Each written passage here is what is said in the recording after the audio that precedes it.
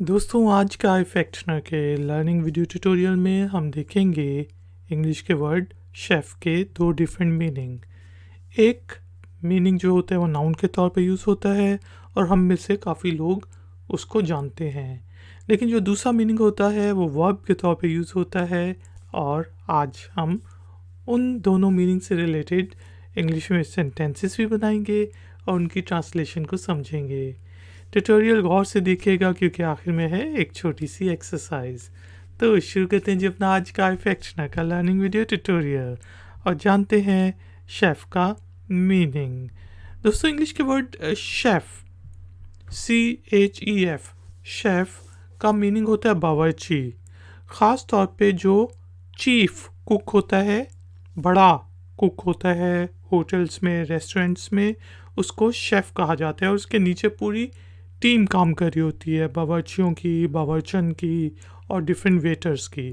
तो वो जो हेड कुक होता है उसको शेफ़ कहा जाता है। जिस तरह मैं किसी होटल में गया और मैं पूछता हूँ who is the head chef, के सबसे बड़ा शेफ़ कौन है, या मैं सिंपली पूछ सकता हूँ कि हु इज़ द शेफ़, बहुत अच्छा खाना बनाया है, हु इज़ द शेफ़, कि भाई खाना बहुत अच्छा है, शेफ़ कौन है।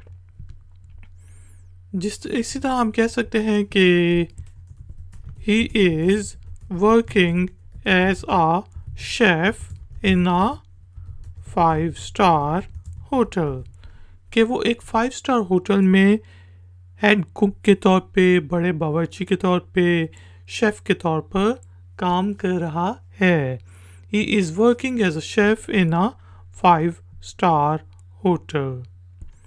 अब दोस्तों मैंने आपको बताया था कि वर्ड शेफ़ को हम वर्ब के तौर पे भी यूज़ करते हैं। तो वर्ब के तौर पे शेफ़ का मीनिंग क्या होता है कि जो आप या कोई आदमी बड़े बावर्ची के तौर पे कहीं पे काम किया हो, तो उस वक्त भी हम शेफ़ को एज अ वर्ब यूज़ करते हैं। जिससे हम कह सकते हैं कि यहाँ पे मैंने कहा था he is working as a chef in a 5 star hotel, मैं इसको इस तरह भी कह सकता हूँ कि he chefs in a 5 star hotel. ठीक है जी। अब इन दोनों सेंटेंसेस का मीनिंग सेम है, he is working as a chef in 5 star hotel और he chefs in a 5 star hotel. लेकिन यहाँ पे पहले सेंटेंस में हमने शेफ़ को नाउन के तौर पे यूज़ किया है और वर्क को हमने वर्ब के तौर पे यूज़ किया है, जबकि दूसरे सेंटेंस में हमने शेफ़ को ही जो है वर्ब के तौर पे यूज़ करते हुए कहा ही chefs in a 5 star hotel. इसका मीनिंग है कि वो एक 5 स्टार होटल में एज अ शेफ़ काम करता है। दोस्तों उम्मीद है कि आपको वर्ड शेफ़ के मीनिंग समझ आ गए होंगे। टाइम हुआ है एक्सरसाइज का। तो एक्सरसाइज के तौर पे आपने इंग्लिश के वर्ड शेफ़ को यूज़ करते हुए इंग्लिश में एक छोटा सा सेंटेंस बनाना है और नीचे दिए गए कमेंट्स बॉक्स में पोस्ट कर देना है।